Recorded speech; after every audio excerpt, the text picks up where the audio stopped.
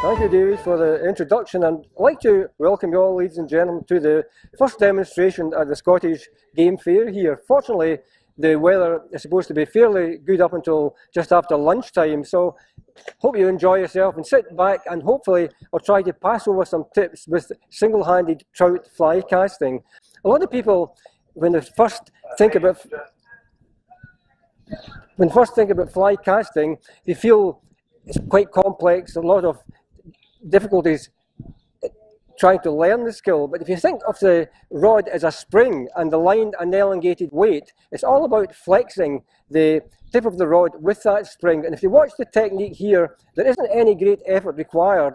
It's purely lifting the rod towards you, allow the line to straighten, and then go into your forward cast. Now, a very important feature in single-handed fly casting is the use of your left hand.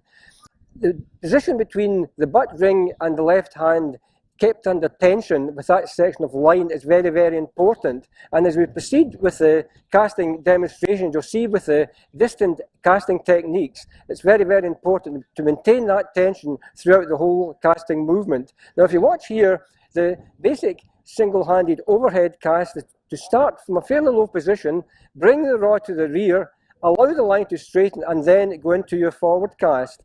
You'll notice there's not any great effort required. It's purely the line weight that's flexing the tip of the rod, and then turn your wrist over in the forward cast and allow the line to flow gently onto the water surface.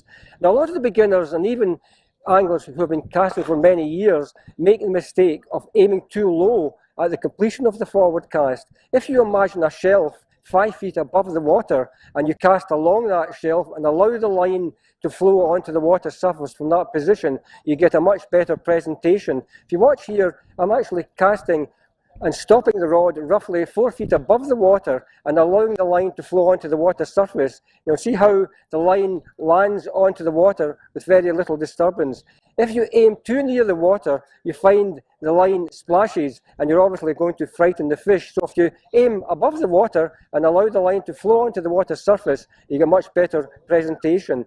Now, in single-handed fly casting, another mistake beginners make is taking the arm to the side and then bringing the arm into the inside of your body. Unfortunately, what happens, the line always follows the rod tip, and the line forms a very wide line loop. This results in more air resistance. So the technique is to try and do the back and forward cast in exactly the same plane. What I'm doing, I'm lifting the rod up and using the same plane in the back and the forward cast, and you can see how you get very straight delivery. The line is lifted from a straight position off the water into your back cast and then straight down from the same plane, back and forward, just in the same movement. You want to avoid taking the arm out to the side and bringing it back in towards your body, because what you find, if you watch closely, the loop is very, very wide and it's a lot of air resistance. It cuts out the speed of the line going through the air. Whereas if you cast in a very straight path, you'll see how fast the line's moving and how easy it is to propel the line forward. So the position is low position, stop the rod just beyond 12 o'clock, allow the line to straighten, and then always aiming 4 feet above and allow the line to flow onto the water surface. Now, this is a very good point to do a bit of casting into the wind. That's often a technique people find difficult, and it's unfortunate because a lot of situations require the angler to cast into the wind. Sometimes the best fish are feeding when the wind's coming towards you. So the technique, if I turn towards the wind, is actually slightly different. You actually lower the rod tip, but this section of line is always kept under tension, and that gives you much more speed in the line, and also helps to tighten up the line loop. And you see how the line can be cast without any great difficulty into the wind coming towards them. It's not very windy at the moment, but you can see the technique here: low position, allow the line to fully straighten, and then turn the wrist over as if you're hitting a nail with a hammer. Just turn your wrist over smartly on the forward cast, and you'll see how the line can actually be propelled without any great difficulty. You can actually cast a fair length of line into a fairly stiff breeze. If I take off maybe 8 to 10 yards of line, you'll see how the whole line of 10 yards can be shot in front of you. Just lift up, allow the line to straighten, pause, and always aiming above, and allow the line to flow onto the surface. If you watch the end of the line, you can see the white bit of wool lands onto the water without any disturbance. But casting into the wind is a good technique to develop, because often, as I say, fish are feeding when the wind is blowing towards you, and the idea of moving your body, forcing the line down, only results in splashing onto the water. Just allow the line to straighten and turn smartly over, and you'll see how the line can be cast without any great difficulty. Bring the line up, pause, and then cast forward. Now, I'd like to, at this point, go over 1 or 2 points which, unfortunately, cause bad fly casting. And one of these is actually opening and breaking your wrist and allowing the line to fall behind you. If, for example, you do a back cast and you open up your wrist too wide, you'll see what happens. The line piles onto the water in front, and then lands clumsily onto the water in front of you.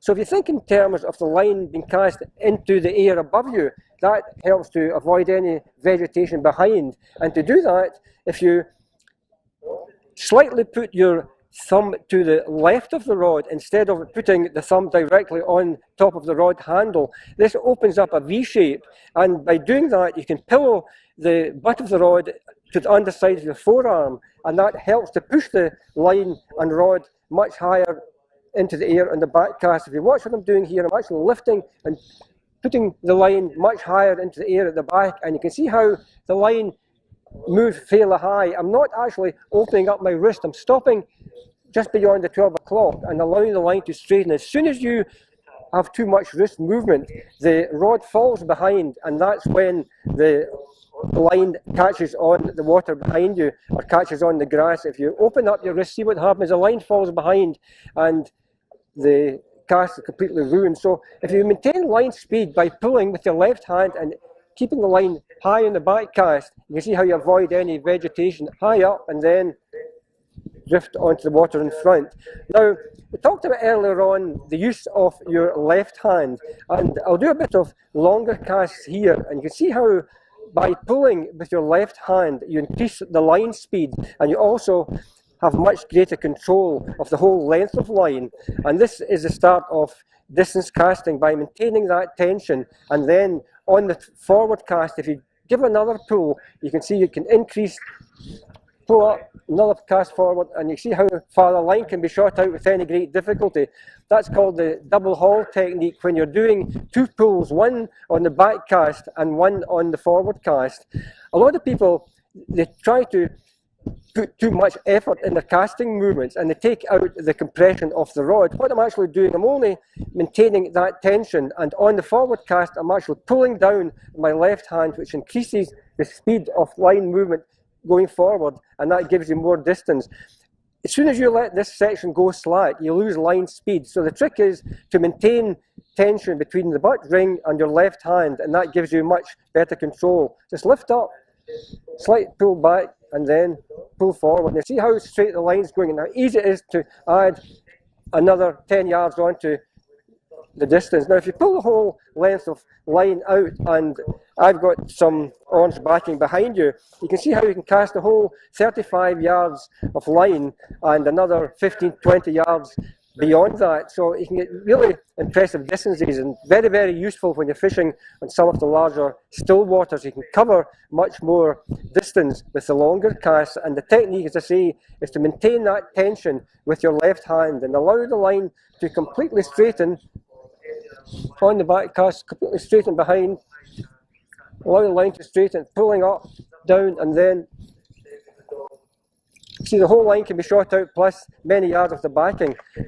Another problem you find with longer casts, a lot of beginners often make the mistake of trying to chop down. They forcibly push forward with their actual movement on the casting power stroke. What you must remember is the rod is a spring, it's under compression, and if you push too hard going forward, you take the compression out of the rod. So you must maintain that tension on the rod, and to do that, if you carry the power forward on the final stroke, you maintain the power of the flex of the rod. What I'm doing here is I'm actually going into the forward cast, maintaining that power, and then pulling. And you can see how that tension is unleashed and the whole line goes forward without any great difficulty. One of the features in fly casting is to try and think of casting the line as straight as possible, getting the line a continuation of the rod tip, because when you think of a fish rising to take a fly, if the line lands in the water in various coils, by the time you lift the rod to strike, unfortunately there's a time lapse and you may lose the fish because of that slight delay in striking. So the technique is to try and have the line as straight on the water as possible.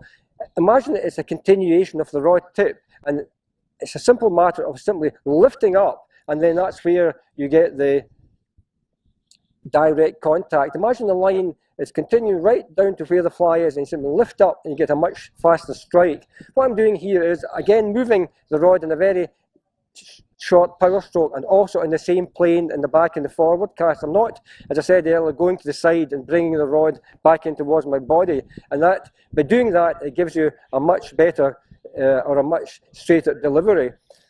I'd now like to go over a technique which you'll probably find when you're fishing in a lot of the still waters. Fish are rising in an arc in front of you, and you find that the fish are rising fairly quickly. So you want to cut out what's called false casting. That's where you're actually casting into the air to try and lengthen your cast to reach the next position of the rising fish. The technique is a bit different from that. You don't want to continually cast into the air. So what you do, you pull some line, leave it to your feet, and point the rod in the direction of the rising fish, lift it up, and then recast and slip the line out with your left hand. So let's suppose a fish rose over to the left. I simply point the rod up there, lift the line, and then cast in that position. And you can find simply by lowering the tip and giving a sharp pull with your left hand, you extend the line and it cuts down the false cast. Lift it up, pause, and then do a false casting movement. And if you want to increase the distance further, if the fish is rising further out, give that sharp pull from there and then pull down, and the whole line can be shot out without any difficulty. You very often find that fish pick up vibrations. They don't necessarily have to see you. They can feel the vibrations through lateral lines on either side of your body, and it's obviously the less line flash or the less movement of the line above the fish, the better chance you have of getting results. And it's simply, as I say, a matter of just pointing the tip of the rod, lift up, and then recast to that position. Lift, pause, and then I'd like now to go on to another rod. It's a double tapered 7 line, and at this point it's probably useful to realise that a matching outfit in fly fishing is very important. You have to have the proper line weight to flex the rod satisfactorily, otherwise you're not going to get a good casting unit. If the line's too light, it doesn't flex the tip of the rod properly, or if it's too heavy, it overloads the rod. So the Association of Fishing Tackle Manufacturers of America devised a system where they had line weights marked at the top of the butt to indicate the correct line to use with the suitable rod you're holding. They reckoned that 10 yards or 30 feet was the maximum, or was an amount of line which beyond the rod tip could flex it properly. But if we go into this double tapered 7 line, you can see how with the proper technique with your left hand you can hold up many more yards than was stipulated by the Association of Fishing Tackle Manufacturers. And it's useful to think that line is only an elongated weight beyond the rod tip. So theoretically, if you have a rod which is rated for a 6 weight line of 30 feet of line beyond the rod tip, if you have a lighter line of, let's say, a 5 weight, by increasing the length of line in the air, you increase the weight.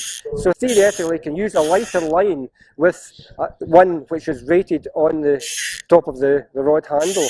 But this is actually a double tapered 7 line, and a lot of people thought it's difficult to aerialise more than, let's say, 15 yards of line. If you watch me take the whole 30-yard line out, that's 90 feet. You can see you can hold up the 30 yards of line without any great difficulty, as long as you have proper control with your left hand. If you watch here, the whole line can be cast forward. That's a 30-yard line. If you pull more line, get some backing out, you can actually, by using and keeping the tension with the left hand, you can actually hold up huge lengths of line, so that the 30,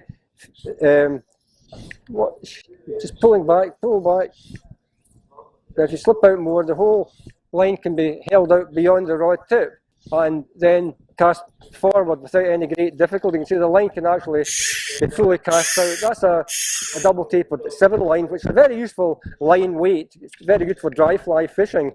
But a lot of people, as I said, wrongly thought that you had to have a much shorter casting head of 30 feet. But this is, I say, a double tapered line, and you can see how it's possible to actually hold the whole length of line in the air by the proper use of the casting technique. Again, always think in terms of this section of lines doing a lot of work for you. I'm not putting a lot of effort in, I'm just maintaining the tension and allowing the line to completely load the rod at the back. Just cast, let it straight in the back, pose. You can see the whole, and that's actually coming up for 48 yards, that's down to the green backing. So if you watch here, you can completely destroy the myth of that you have to have only 30 feet of line in the air. You can actually, by the proper technique, as I say, hold up all the line, which is very useful. It means then you can use much lighter lines, and purely by extending the line weight, you can actually get the proper weight on the line behind you. Just allow the line to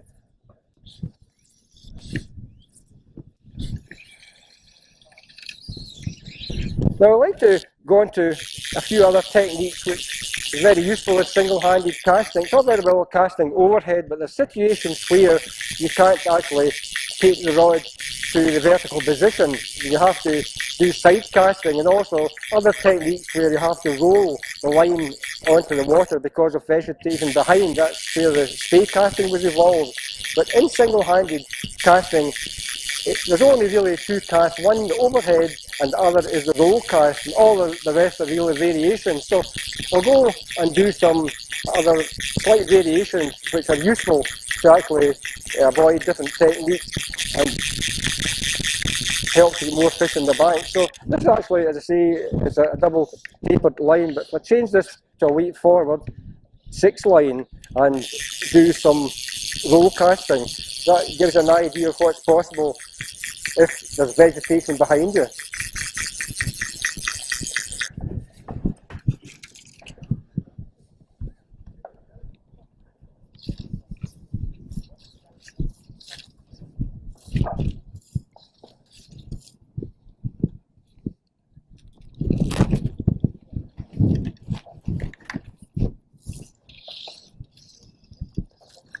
If you watch here, it's also very useful using your left hand to increase a roll cast, to increase the distance. What I'm doing here, I'm actually pulling down with my left hand as the line is going forward, just in the same way as with an overhead cast. And by doing that, you can actually increase the whole length of a roll cast. Pull up, pause, and then you can see how the line can actually be cast much further purely by that pull with your left hand. So it's very, very important to think in terms in fly casting that this hand is doing an awful lot of the work. It's controlling the whole line beyond the rod tip. I'm actually pulling down and then aiming fairly high and allowing the line to come from a high position and landing onto the water surface, cuts out any vibration onto the water. But remember, just pull down and you get the line going out with any great difficulty. If you cast across the water, stop, pause, you can see how the line can actually be shot out without any. That's a 6-weight line, which is a fairly light line, but very, very useful, particularly some of the smaller streams. Some of the lighter lines have been used in competition fishing, and the theory being that there's less line weight for the fish to pull around. If, for example, you were using an 8-weight line, which is fairly heavy, if you hook a fish, there's quite a lot of line weight for the fish when you're playing it. If you use a lighter weight of line, there's less line weight, and they've proved by various experiments that you tend to get a faster strike with a lighter line because there's less tension for the water when you strike, and you tend to, in competition, it's been proved to actually hook more fish because when you strike with a light line, it comes off the water much quicker than a thicker diameter. So again, the technique with the distance roll cast, just pull down. You can see how you can cast a fair distance by that simple pull. If you pull out more line, you can actually get the whole 35 yards of line going out simply by utilising that sharp pull as the line is going forward. Remember not to aim too near. If you aim too near the water, what happens? You push the loop onto the water, but if you elevate the power stroke, push up and then down onto the water, push up and pull, and the whole line can actually be shot out in that position, high up, and then drift onto the water, and you get a much better presentation. A lot of people sometimes make the mistake when they're roll casting is actually trying to roll the line onto the water instead of into the air. If, for example, you use the water tension, what happens is you tend to lose line speed and the line piles onto the water. But as soon as you actually push the loop of line into the air, you get a much better presentation and much greater distance. I'd like now to do a bit of side casting, which is very useful if you have vegetation above you. Sometimes, obviously, you can't take the rod to the rear. So if you cast to the side, the problem arises there that the line is going lower behind you. So you have to slightly push up with your right hand to extend the loop of line above you. So what you do is actually in the back cast, just push up and get higher positioned. And then in the forward cast, push up again, and you get the line going onto the water without any great difficulty. If you cast when you're doing a side cast in this manner here, what happens, the line splashes onto the water, but as soon as you start pushing up, the line drifts onto the water, suffers back, down, and then drift onto the water. So basically what you're doing, you're going to the back cast and you're lifting line up, pausing, and then moving forward for a low position, then lift it up at the completion of the cast, and you get a much better delivery and you clear the water. You don't hit the water surface. So push up, higher up, and then drift the line onto the water surface.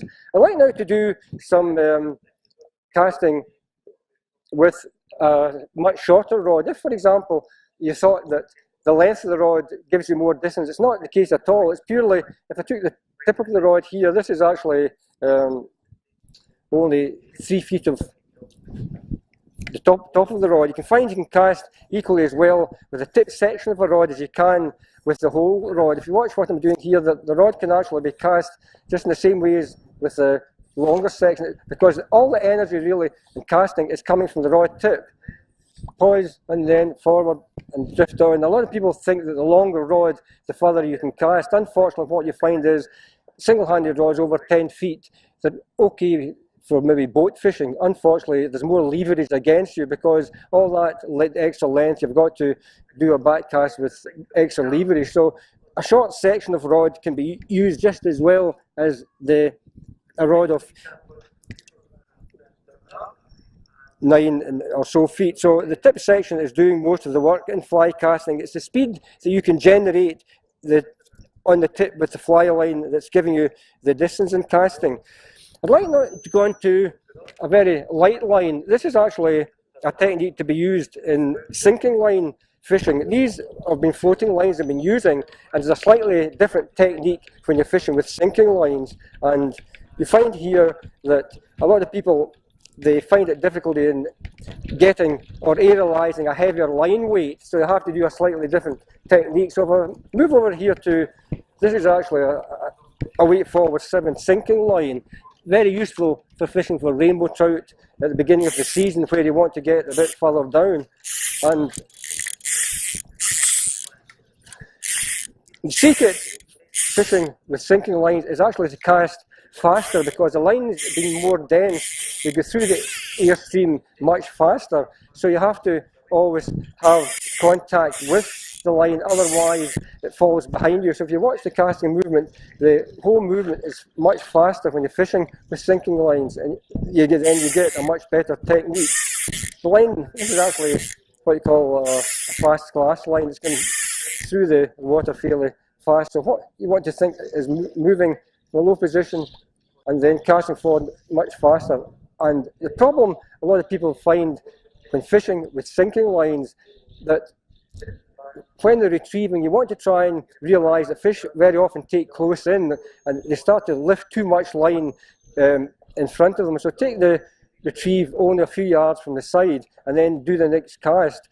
But the problem being that you have to have sufficient line beyond the rod tip to flex it. So the trick is to lift it up, do a false cast into air, another one, extend the line out, and then go into your final cast. So what you're actually doing, you're actually shooting the line out in your second false cast, and that gives the increased length of line and also increases the weight so that you can get the proper flex in the rod tip. So think in terms when you're fishing of covering as much water in front of you as possible, but also bringing the flies back in to as near as possible, because fish sometimes take a fly when it's hung in the water only a few yards out, and a lot of people make the mistake of trying to lift the line too far out. So lift it right up.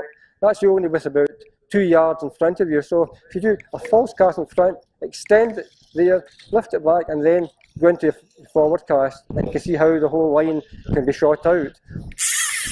Learn now to do some longer casts with a sinking line, and you can see how, as I said earlier, with your left hand, that it's very important to maintain quite a high speed of casting movement, because the line is denser and it's going through the air much faster, and if you don't maintain the line speed, you tend to find that the line falls behind you. So what I'm doing, I'm actually pulling down fairly fast. The whole line could be shot out without any great difficulty. I'm actually always making sure that the left hand is actually moving up towards the butt ring when you do your final cast. A lot of people, they make a mistake when they're learning the double haul technique of pulling down, and they forget to move your hand up towards the butt ring for your forward cast. By not doing that, you lose line speed. So that's sometimes the difficulty people find in distance casting, that they forget that you must follow up with the left hand to the butt ring in order, when you go into the forward cast, that you still maintain the tension. So what I'm doing here, if you watch, I'm actually moving up with my left hand. I'll slow down, you'll see you don't just leave your hand like that there, because all that line starts to go slack. So you must make sure that the line, pull it down. If you watch him pulling, see how the hand is drifting up towards the drift. You pull down and then you drift up, and then you stop and pull. You can see the whole line can be shot out. If you take up to 45 yards of line off, you can see how the whole line can be shot out purely with that final pull with your left hand. But the thing is to try and get into your mind that you must drift up towards the butt ring after you do the first pull. So if you watch the line going off the ground here, you can find the whole line can be shot out. So what I'm doing, I'm actually pulling down and allowing the line to down, pull up, and the whole line can be shot out without any great difficulty. Again, some people, when they're learning to try and do too many movements too quickly, if you break it down into the different movements, you'll find the coordination gradually comes, and it's quite simple after 2 or 3 weeks of practice purely to get that technique. So finally, the idea is to try and get into your mind, it's all about tension. The rod is a spring, and you want to compress that spring as much as possible. That's really what fly casting is all about, is compressing the rod, and the line being a weight. As soon as in the forward cast you release that weight, it flexes the tip of the rod, and that's where you're getting the distance. If you watch here, all I'm doing is actually I'm compressing, I'm pulling down, pausing, allowing that to straighten up. Just let that come down, and then the forward cast, just let it go and the whole line can be shot out. The thing, finally, to think about, it's not any great difficulty in all aspects of fly casting. It's just getting into your mind the various movements, and as I said, most of the faults can be ironed out by thinking closely of what you're doing. And one of the main things is to try and cut out the movement that you have to do through your body. A lot of people make the mistake of trying to cast through their body instead of letting the rod do the work. There used to be an old saying that let the rod do the work. It's actually wrong. You make the rod do the work. In other words, you put compression from the butt right through the whole section of the rod, and you make the rod work for you. So you don't really have to put in a lot of effort. It's really the rod flexed, and you are actually doing, just flex it up, pausing, and then pull down, and that gives you, the whole line can be shot out. So what we're doing later on in the next demonstration, I'll be using much lighter lines, 4 and 5 weight lines, and you'll see how these can be quite useful for river fishing. But basically the technique's all the same if you consider the 2 units of an elongated weight and a spring, and it's the various movements with the overhead and roll cast, the variation that you can do to give you a wide variety of different techniques. But finally, if you think, most importantly, to try and condense all the power stroke, try and keep the movements in the same plane in the back and the forward cast, rather than having huge movements with your arm and body, because all you're really doing is creating wide loops of line, and this is greatly affected by the air and the wind. It, unfortunately, has got no potential. But if anybody's got any problems with the casting or anything that we find the difficulty with, found over the years, we're very pleased to try and sort out any of the problems. So I'd like to thank you all very much for watching this demonstration, and look forward to doing the next one at 1 o'clock, when we'll be using much lighter rods and lines. So thank you very much for watching. Thank you.